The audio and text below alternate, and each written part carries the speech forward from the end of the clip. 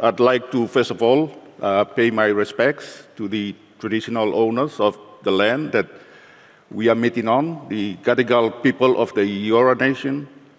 I pay my respect to the elders, past, present, and emerging, and to all the traditional landowners.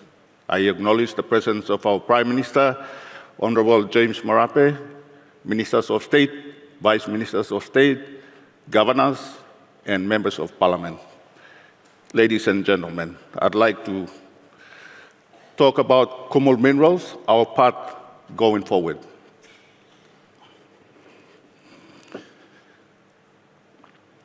All right, the company overview. Kumul Minerals is established under an Act of Parliament called the Kumul Minerals Authorization Act 2015. We are an independent commercial enterprise owned by the peoples of Papua New Guinea through the trustee shareholder, our Prime Minister. We are mandated to participate across the whole value chain of the minerals industry, from exploration to mine development, mine operations, and mineral processing, mine rehabilitation and closure, and recently and most critically, downstream processing as well. Our vision is to create and enhance value across the minerals industry in PNG, and we are dedicated to deliver that for the people of Papua New Guinea. As the state nominee in the mining sector, we have indeed developed a very strong portfolio, and the speakers before me also alluded to the fact of our majority shareholding in the major mines of PNG. Okteri 67%, New Porgera 36%, and we are the majority shareholder in both mining projects.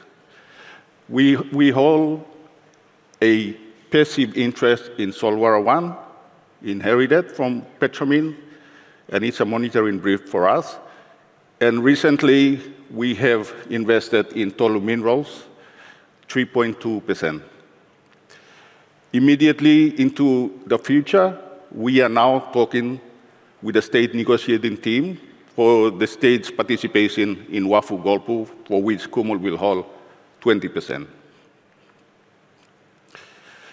Okteri, Kedi has presented already, so I won't go into too much detail, but the future of Okteri looks bright, and 2024 has been an absolutely outstanding year for Okteri Mining Limited.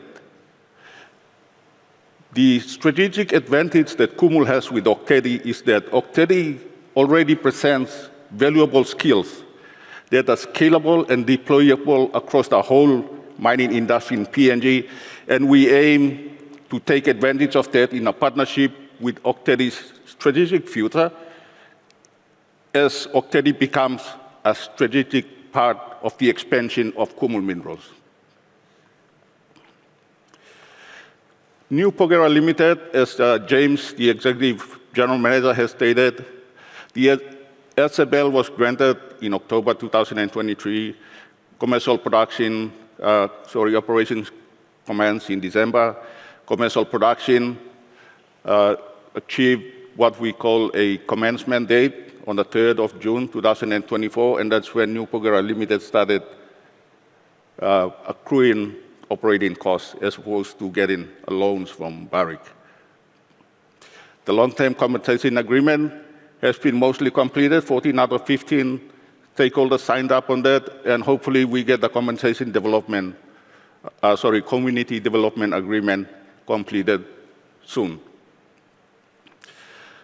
Our forecast going forward with New Porgera Limited is to do an audit of the care and maintenance costs and the startup costs as well, so that we know what we owe for the 51% shareholding by the state.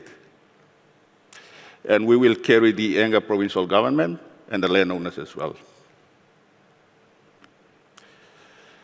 For Wafi Golpu, the state has announced its intention to participate in the project by 30%, 20% through Kumul Minerals, and 10% by the provincial government and the landowners. we are engaged constructively with the state negotiating team to try and bring the next milestones completed, which is the mine development contract, the grant of the special mining lease, and then the project will embark on an update of the feasibility study, for which final investment decision hopefully will be announced after 30 months from the grant of the SML, and construction to commence thereafter.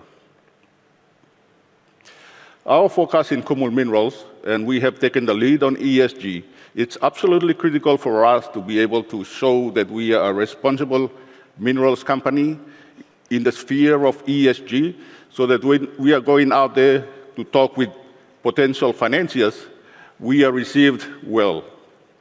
And so we have achieved external stakeholder engagements, materiality assessment, and a sustainability plan and target setting as well has been set and approved by the board of Kumul Minerals.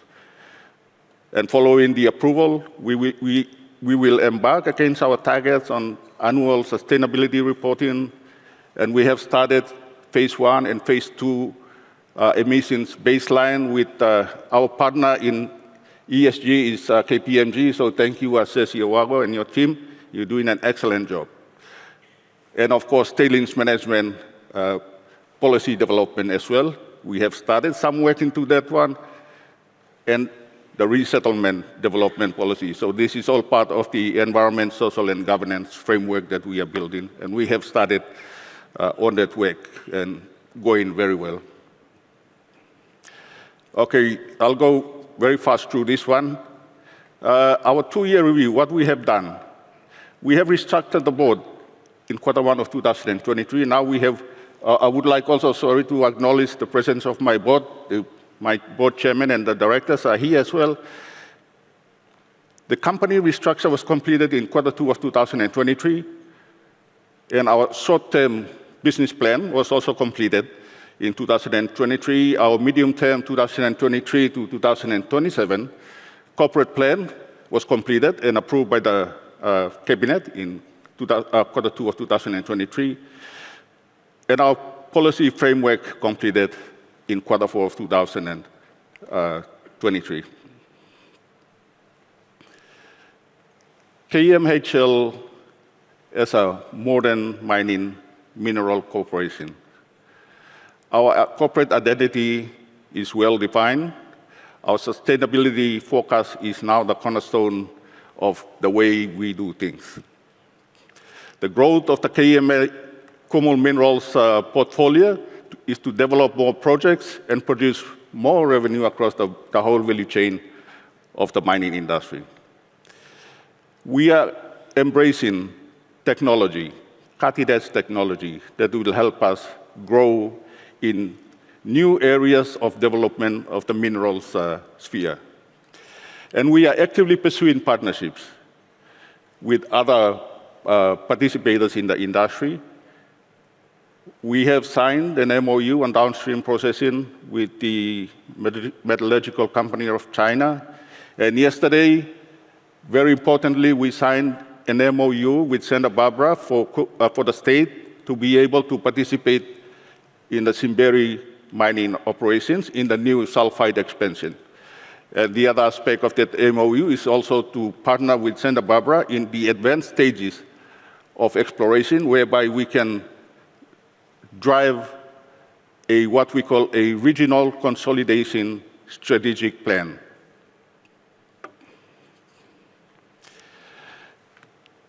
Portfolio development. Our baseline revenue is stabilized through Ok-Tedi, and the extension of the mine life of Ok-Tedi underpins further growth of Kumul Minerals in that respect. Porgera restart has been completed, and we look forward to opportunities in growing the strategic direction of New Porgera Limited. Wafi-Golpu, we hope to achieve the MDC SML grant and get Wafi engineering started, and looking forward to a construction. And of course, we are in discussions with MRDC on a potential entry into Ramu-Nico, and for us to be able to position ourselves for the opportunities that come with that entry into Ramu-Nico, for which the state is not participating at the moment. Our 10-year outlook. Kumul's mandate allows targeted participation at all levels of the mineral sector in PNG. In exploration, we have formed our exploration team towards the end of 2023, and they have started working aggressively towards implementing our strategic plan in the exploration sector. And on that basis, ours is to get exploration database to a level where we can invite other partners to come in and be the operators of that. But Kumul must show a genuine commitment to grow in this industry by acting in that particular strategic direction. Operations. We hold major shareholding in Oktedi and Porgera, and mine projects, support and participate in other development opportunities. We are actively part of the state negotiating team on Wafi Golpu, and we are looking at other strategic directions as well for Kumul to be able to grow our mandate.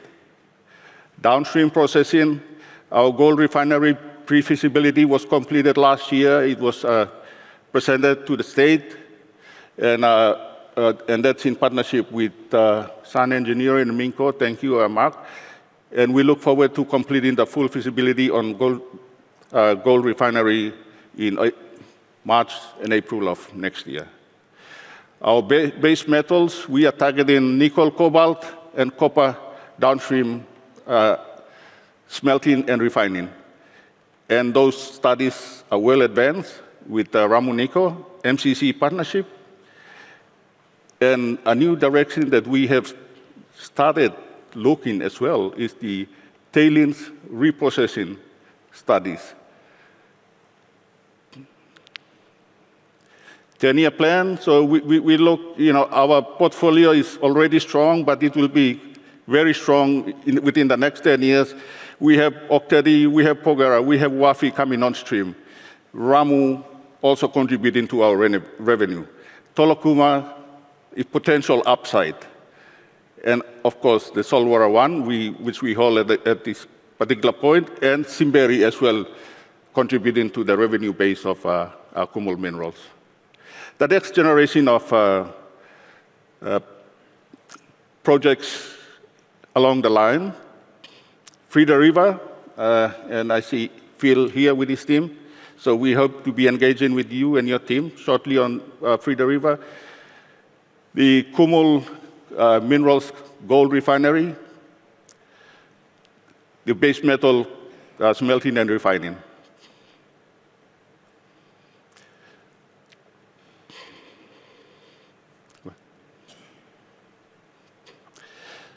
So that's very quickly, in the exploration, we have started some work in that area. Ours is to build quality database and have those strategic areas in PNG which are very prospective, known to others, so that we can invite partners into that sphere and start revamping the exploration appetite in PNG. We are investing in cutting-edge technology, and our focus in that particular area is critical minerals.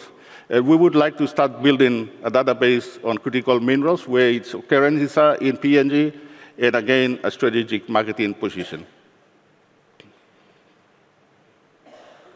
Our gold refinery, our pre-feasibility study has, the outcome of that is that it can be 100% PNG owned and operated 100% by PNG, and be able to meet international standards, LBMA, and already aligned with existing policies and existing legislation as well.